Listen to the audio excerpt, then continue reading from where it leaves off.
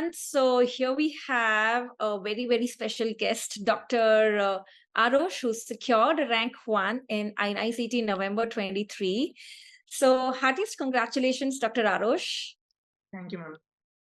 And I mean, few very, very surprising things about Dr. Aarosh that we got to know is he has got this rank 1 in INICET in November 23 in his very first attempt, along with internship. Like he's gonna complete his internship in the next 1.5 to 2 months or so, and he has done his MBBS from AIMS New Delhi. And at the outset itself, I would like to mention when I was asking Aarosh, like he has not been like a topper student in his MBBS curriculum, and he has not bagged like any of the gold medals. That is something which I appreciate, and I want each of the viewers here to take it as a motivation, as a booster, that to get the rank 1 in INICET or any other exam, it's not necessary that if and only you are a gold medalist in the past, you would be able to do that. So yes, so congratulations again, Aarosh, and congratulations to your family as well and everybody. Before we start the formal, because we are so curious to know how did you do it in the first attempt. Before we start that, I would like to ask, whom would you like to give the credits of your success to? Yeah, there are a lot of people, like I don't even can't even imagine how many people would be involved in this journey. But yeah, definitely my parents, my friends, and obviously all the teachers who have been part of this journey. It belongs to them truly. Great. That's very humble and kind of Aarosh, not to mention himself during the entire journey. But I personally believe it must have been a lot of hard work and self-study that you must have done for sure. And we are so very proud to have you as our PrepLadder student. And we are really, the entire team is very proud of you, Aarosh. And so yes, Dr. Aarosh, was this rank 1 expected, or it came like a pleasant surprise? Yeah, I don't think anyone expects this rank, but yeah, it just happens to you. Yeah, so really interesting. That's great. So how much rank had you expected? कितनी range में आ जाएगा? Now, before the exam, I was somewhat confident of getting something decent. But after the exam, I was like devastated. It wasn't a good exam, to be honest. Like this four-set strategy was is pretty bad, to be honest, and it should not be continued, as I've already said. But yeah, this thing is we are used to solving 200 questions in 3 hours, and you have a strategy like going about leaving those questions, and 25, 30, whatever questions you leave. You have sufficient amount of time in you have a strategy in mind since the last few years, and they tell you 3 days before the exam that it's going to be like this. And in the exam, all the weird questions fell for me in the first set, so I didn't know how much to leave. I just happened to blindly marking the guesses, and in the subsequent few sets I realized nah, I should have left, but you cannot do anything about it. You cannot leave it in the first few sets because then it's a gamble. So Yeah. you got to do it. Right. So how many questions did you attempt, you mentioned? 193, 194, I suppose. Oh, that's great. And how many do you think went correct? For that, I honestly have no idea, because there is a variation in the recalls, there is a variation in the options, and this time only seeing the recalls only, I realized actually the options are different for different sets, and among students also there are different questions. There are recalls, there are questions which did not fall in my set. There was not a single question, so there are variations like in even among options, and there are some questions for some people which are around the same topic, but the question is different. Oh, is it? So Yeah. that's something new. I believe that I am learning at least from you. At least I felt that seeing the recalls, like the options have been different, and even the questions, some questions have been different. Okay, all right. So what would you say, like to get a good rank? Like, did you learn a lesson out of it? Like, how many questions to be attempted, and how many correct should a student opt for? Because I think this is the most common question that we as educators face just before the exam. Yeah, you need to be into an aggressive approach for an exam like this. But the problem is that it depends on the difficulty grade of the paper. In my GTs and all earlier, I have been aggressive. That is what worked for me. But sitting in the exam, you realize that these questions are not what you have been solving for the past some years. There is an entirely different set. You holding your nerves in the exam is a completely different scenario. It is like everything is new, and even though you have never even got one GT in your preparation phase where you actually struggled with time, and in the exam when you first see those questions and you realize 5 minutes, about 15-20 questions in my first set were left, and I was like, uh, I didn't know how to react. Like I had to just go with my gut and all, marking those questions, and in the subsequent set you realize ki, what have you done. So detaching yourself from that and going forward is like, it was quite a task. Yeah. So the practice match and the real match on ground is a bit different, of course, because I believe that in the exam hall, we tend to overthink and overanalyze every question because we know that every question is important and our life is dependent on that. Right. Yeah. Yeah. So in the mock test, we don't have that fear, we just mark the answers. कि क्या ही फर्क पड़ने वाला है, wrong हुआ तो भी. Yeah, so that's a lesson learned for everyone. I believe that the mock test should be given as if they are the real exam. I mean, so please give the mock test with that perception, not as like just a time pass mock test. Yeah. So coming to the videos. So Aarosh, when did you start watching the PrepLadder videos, and what was your approach about watching the videos? Did you start it early in your MBBS years? How was it? Like I was introduced to prep via some free subscriptions that prep used to offer in the corona months. I think 1 month or something they offered for as a trial period. So I started watching one or two subjects, probably radio, as far as I can remember at that time. And yeah, that is where I realized ki, yeah, prep, the content is pretty good and pretty organized. So yeah, you can go about continuing that. All right. So, and how was your approach when you watched the videos? I mean, did you make your own notes or you relied on the printed note itself? You highlighted the important points in the notes itself. How was it? Yeah, like I have relied on my own prepared notes. That was what my primary source was. But yeah, I am not a very good.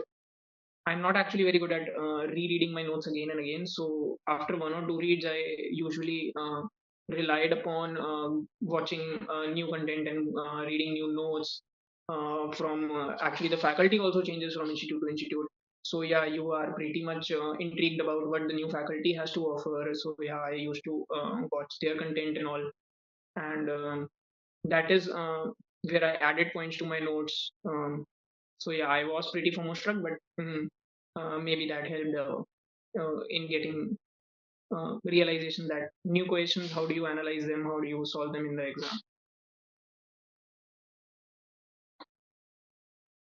All right. So, and what's your take on the rapid revision videos versus the main notes? A student who does not have enough time, do you think the rapid revision videos are good enough to go with, complemented with the previous year questions?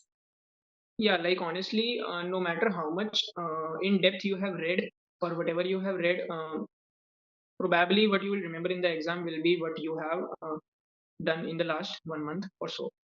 So rapid revision was pretty good, pretty decent, I would say, good coverage. And no matter if they cover the content which is going to be asked in the exam, but the amount of confidence that you get just before entering the exam, you don't know what will happen when you enter the exam because those questions are totally different. Like they will be something that you will have to eliminate and take guesses and all. That is a completely different approach. But yeah, the confidence that you enter that arena, that actually really matters, and that is where rapid revision videos were pretty good. Right. So you definitely suggest like, making the best use of the rapid revision videos in the last days because they give you that feeling of the content completion in less time. Yeah, definitely. All right. And how do you think the previous year questions actually help in cracking these exams? Did you see a lot of repeats? Actually, the question does not get repeated itself, but yeah, they tend to ask around the topic, definitely. So yeah, I feel ki watching recalls plays a very important role. Instead of doing the PYQs, obviously PYQs are important, but if you watch the recalls, you simultaneously tend to do the PYQs and get some knowledge around the topic because you don't know what they'll ask. So yeah, it's good to have that amount of coverage. All right. So a learning lesson for everyone, that do not look at recalls as if they are there to tell you that, oh, you did that mistake, but basically to learn out of it. Like the INICET recall might help you for the upcoming NEET PG exam as well, for the students who are preparing for upcoming NEET PG exam as well. All right. And what do you think are the specific areas in INICET? Like there are certain areas in certain subjects which are definitely different and unique to INICET from the NEET PG and should be focused upon. Like this time they asked an at pretty much in depth. They asked some things that I did not even expect, like something like cross sections. Um, then they tend to be asking about histology and embryology. So those are some things that one needs to have a good grip on. Apart from an at biochem, um, they did not ask much tricky questions, but yeah, one or two questions here and there, and you feel confident if you have a good grip on biochem. Subjects like FMT, those are manageable if you have good preparation. um, Clinicals are obviously, no matter how much in depth you read, and you will have to go about eliminating the options and making guesses and all. But yeah, reading in depth is very important. Right. So you believe that the pre and the paraclinical subjects give you a much higher edge than the clinical questions or clinical subjects for INICET. Yeah, honestly, you have to do justice to every subject. You need to set a baseline for every subject. That is very important. But after that baseline, you need to be diving deep in.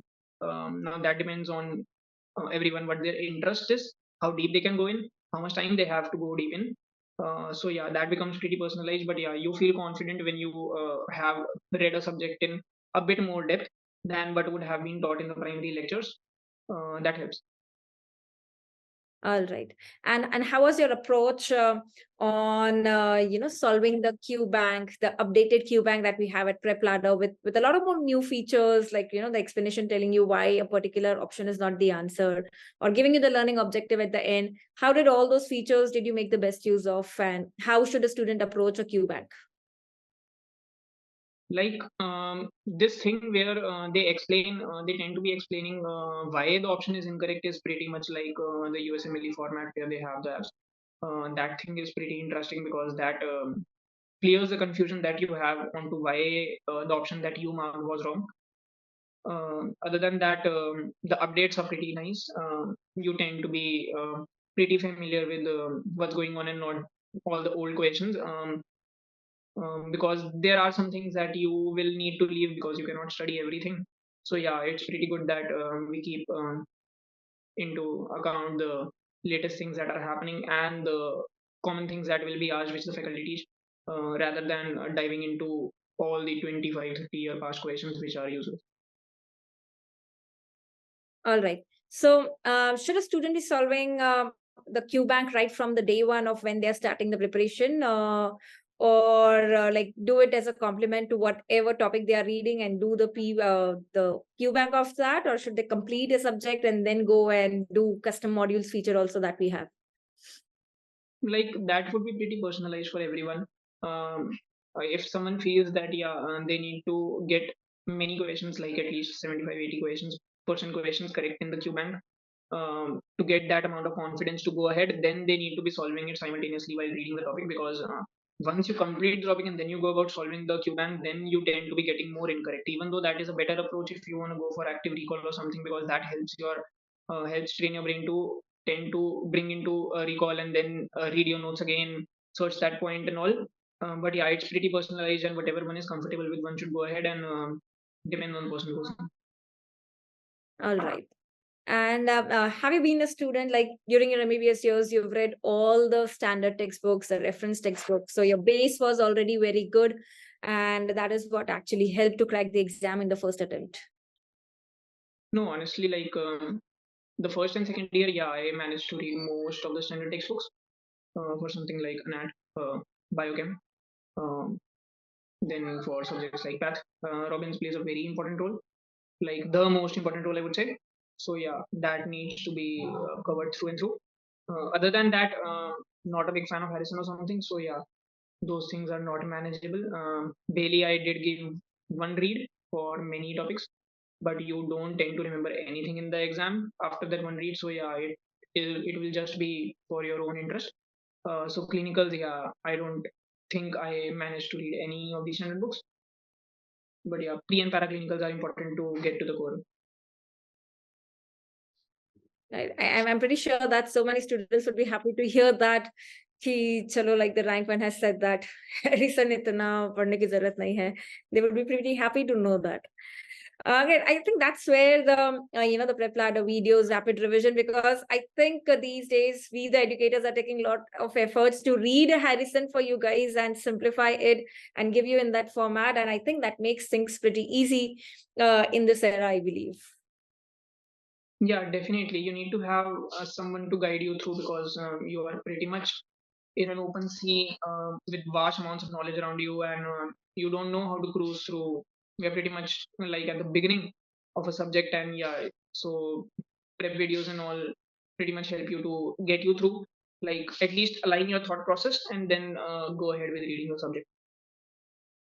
Yeah. So having said that, Aarosh, would you like to thank any particular faculty at PrepLadder, like, whose videos helped you significantly or you watched during your preparation?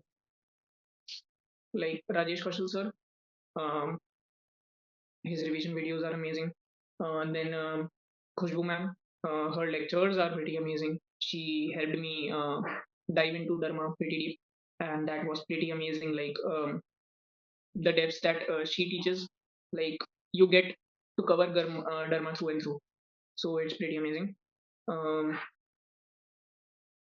Pretty much every faculty is amazing. Like I'm no one to comment on any faculty, but yeah, um, they're pretty amazing, all of them. So thank you on their behalf, and thank you from each one of us from the behalf of PrepLadder team.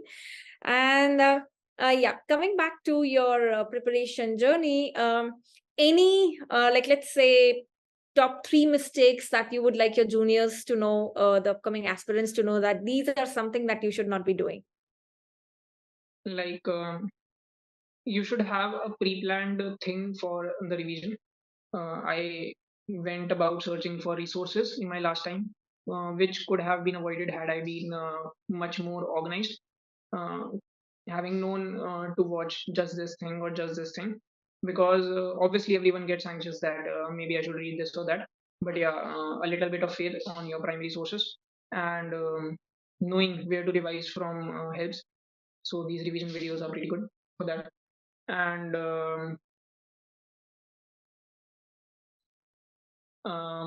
for INICET people, they tend to be revolving around the same topics and the same core areas. So you need to be pretty confident with them. Like at least those are the topics that you should be thorough with.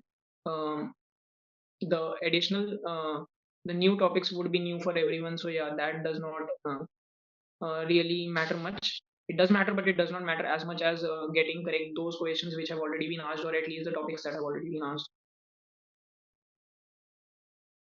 Right. And how did you cater to your low days? I mean, did you have any of those? First of all, that's the question. And if yes, how would you tackle them? No, no, everyone has that.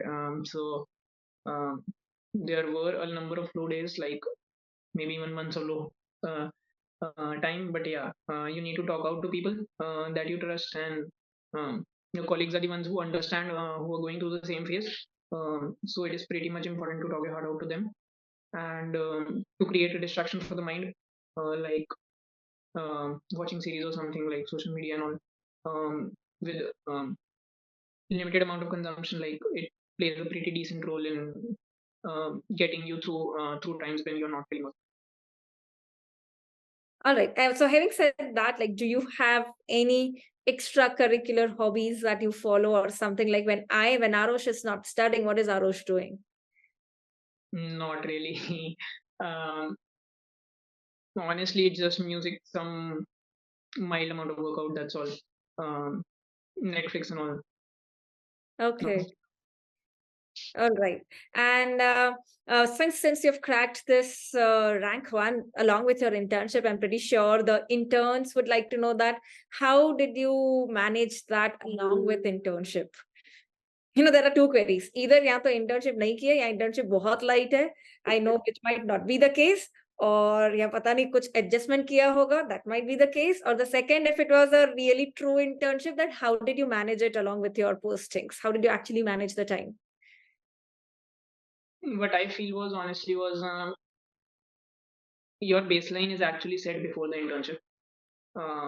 In internship, you cannot really push yourself much harder. What I felt was if I would push myself, honestly, it would lead to a breakdown. So I did not actually push myself that hard, and it's better to attain a level from where you just need to rise a little, or at least maintain that plateau. Because for me, that was what was important. Because it is very hard to study with the duties, especially when with the harder postings, and that breaks your momentum totally. Other than your momentum, it actually creates a sense of false feeling in your mind that you have lost it and you need to read everything again, which is not the case. But to satisfy your mind, you got to read it again. That consumes a lot amount of time and hampers everything, to be honest.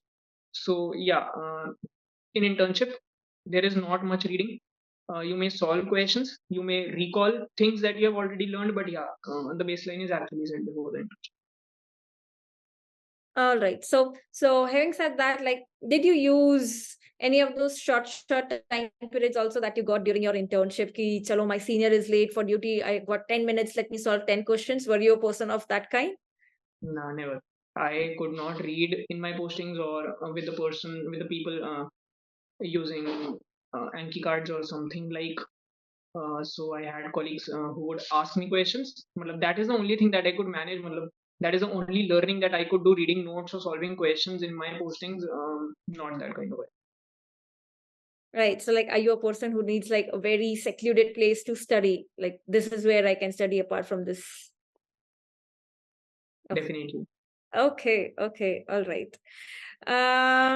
So I think we've got to know a lot about your journey, and it seems like, Aarosh, you are like God gifted and blessed ki bahut zyada, you did not stress yourself also during your internship. And but destiny had it for you, I believe, the rank 1 that you have got. I mean, I am super happy for you. And yeah, so thank you so much for sharing your valuable insights and your journey with us. So before we say goodbye, do you have any of your personal favorite quotes, anything which pumps you up when you are not your very own? Like the things that inspired me were like, if the sun sets, then it gotta rise. So yeah, you will have days when you will feel pretty much like that. But yeah, one got to remember that it will be a day again if there is one night. Yeah, absolutely. So I would like to put it like, it will not happen in one day, but it will definitely happen one day. Yeah. I mean, that's great. Thank you so much, Aarosh, for being here with us, sharing your journey and the preparation tips and how well PrepLadder helped you in your journey. Thank you so much for that, and wishing you all the very best for your future journey as well. Thank you, ma'am. Happy Diwali. Thank you. Happy Diwali to you too. Thank you.